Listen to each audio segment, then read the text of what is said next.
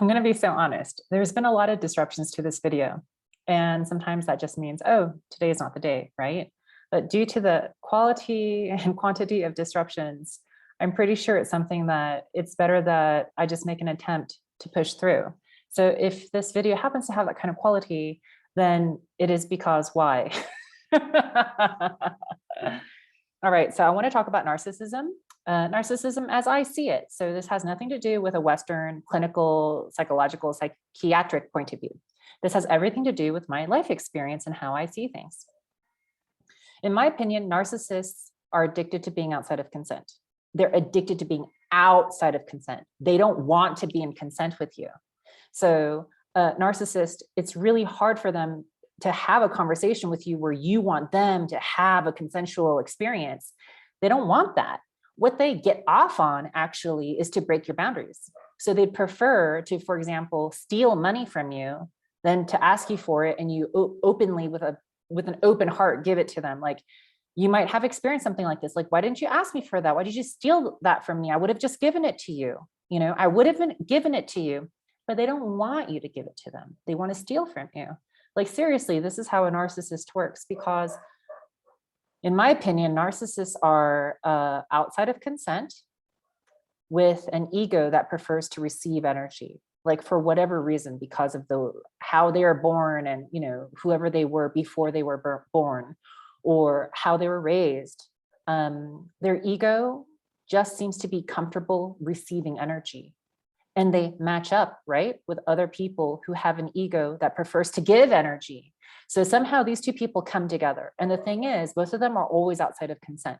It's really hard for someone, a so-called, I really don't like this word, but like a so-called empath, right? Someone who tends to attract narcissists and be addicted to relationships with narcissists. They like to be outside of consent just as much. The thing is, their ego prefers to give energy. So that's the only difference. That's the only difference between like an empath and a narcissist, is one likes to give energy and one likes to receive energy, but both are addicted to being outside of consent. So to me, I think this is a pretty revolutionary way of viewing things. And this is another way for you to be in your power if you find yourself in one of these positions. Like, you have to take responsibility for what you prefer. You have to take responsibility for your choices. And if you blame someone else or you blame a situation for taking your power away, you like to be the victim and you like to receive energy for being the victim. And that means you're a narcissist in your shadow. So most people who are narcissists don't consider themselves to be narcissists. Maybe once in a while they might admit to it a little bit, you know, but they don't think of themselves as the narcissist. They usually actually think of themselves as the victim. Have you noticed this?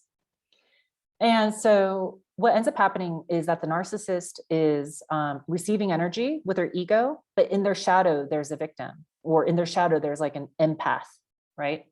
And I don't want to talk about empaths today. I just want to talk about narcissists.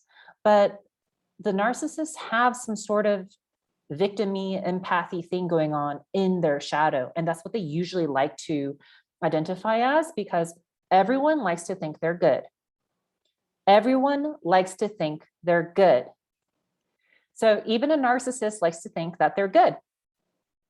But they have this addiction, right? They like to receive energy from people outside of consent. So they either force you to be outside of consent by doing a surprising action, or they convince you that you want to be outside of consent, but kind of like mind control, black magic you. So like, you think you want to do it when deep down inside you don't really want to do it. So you're easily confused.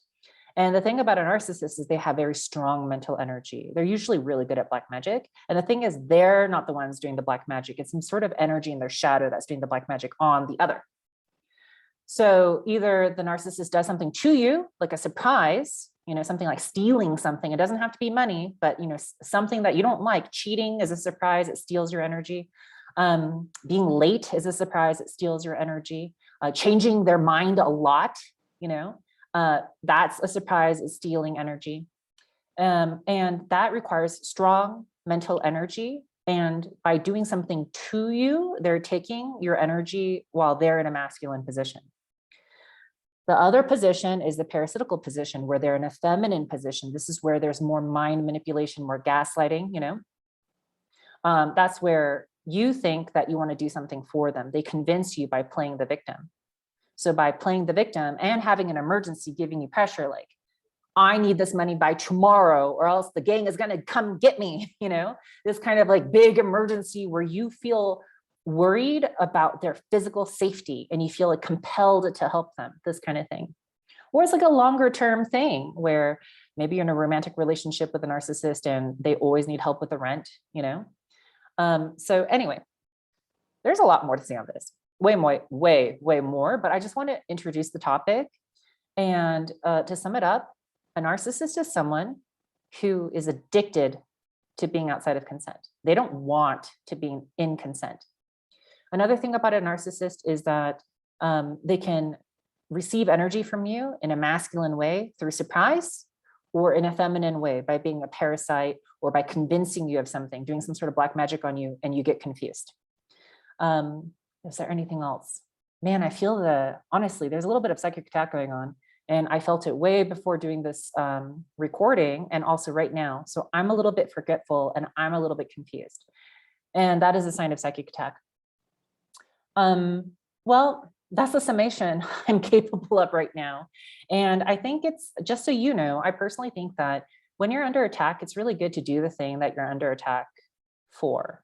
Because if you decide to not do the thing, then the attack won. And sometimes you kind of need to push through.